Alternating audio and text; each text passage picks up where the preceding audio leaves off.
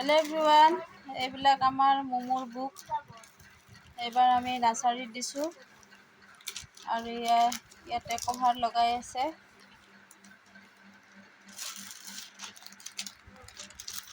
এই গোটেইবিলাকতে লগাম আজি দুইজনে।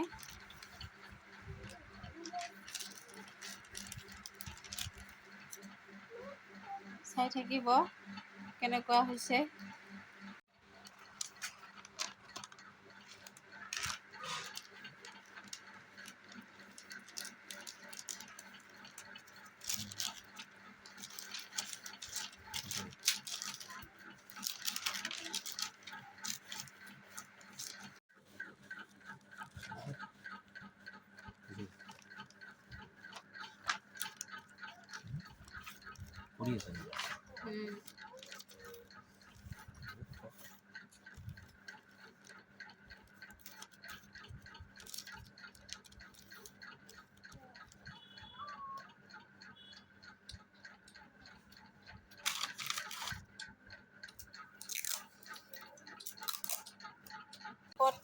বুকবিলাকত কভাৰ লগা হৈ গ'ল।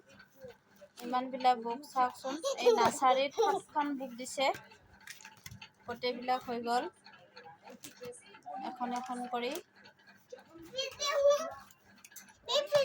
যোৱা। আৰু এইবিলাক কপি, এইখন বুক এছামিছৰ।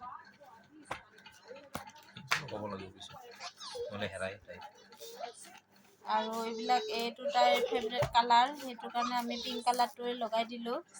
আৰু সেইদিনাখন এখন কপি হেৰাই আহিছে, সেইকাৰণে ফেভৰেট কালাৰটো দিলে তাই চিনি পাব কোনটো তাইৰ বুক হয় আৰু নিজে ভৰাই ল'ব বেগত।